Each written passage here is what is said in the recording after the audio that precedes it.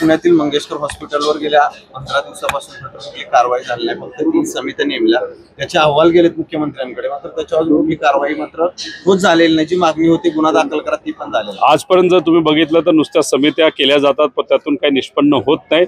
असं कळतंय की आज कॅबिनेटमध्ये त्या समितीचे रिपोर्ट चर्चेसाठी येणार आहे, पण त्या बाबतीत काय केलं जातं हे आपल्याला बघावं लागेल. अजून एक दुसरं आमचं सगळ्यांचं मत आहे की जो डॉक्टर आहे ज्याला तुम्ही निलंबित केलं नाही तर त्याच्यावर तुम्ही कारवाई करत आहात, आता डॉक्टर जबाबदार आहे का संस्था, हे सुद्धा कुठेतरी लक्ष देण्याची जरूरत आहे. पण दुर्दैव असं की एका महिलेचा मृत्यू त्याच्यामध्ये झाला, 2 लहान बालक आहेत, त्यांचं आईचं जे काही आपण प्रेमाचं छत्र असतं ते तिथं हरपलं. त्यामुळे कुठेतरी खोलात जाऊन बघण्याची जरूरत आहे. आणि सत्तेत असणारा आमदार त्याच्या पीएचीच ही परिस्थिती असेल तर गरिबाली करायचं काय.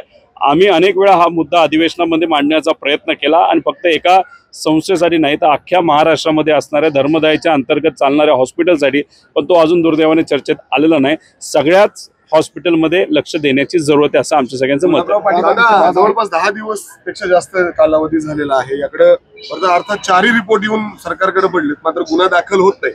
खरंच यामध्ये गुन्हा दाखल व्हायला हवा असं तुम्हाला वाटतं का? दीनानाथ मंगेशकर आणि विश्वास आहे का गुन्हा दाखल होईल?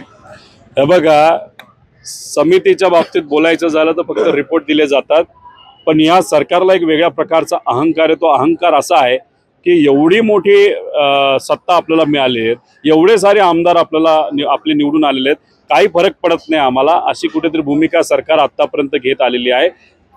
तडजोडीचं राजकारण, कुडगुड्याचं राजकारण हे सोडलं तर गेल्या 4 महिन्यामध्ये या राज्याला या सरकारकडनं काय मिळालेलं आहे? काही मिळालेलं नाही. त्यामुळे सरकारचा अहंकार बघता मला वाटत नाही याच्या कुठली कारवाई केली जाईल. पण तरीसुद्धा लोक हा विषय हातात घेतील. आम्ही सर्वजण लोकांबरोबर राहू, पण न्याय हा सामान्य लोकांना मिळाला पाहिजे अशी आमच्या सगळ्यांची भूमिका आहे.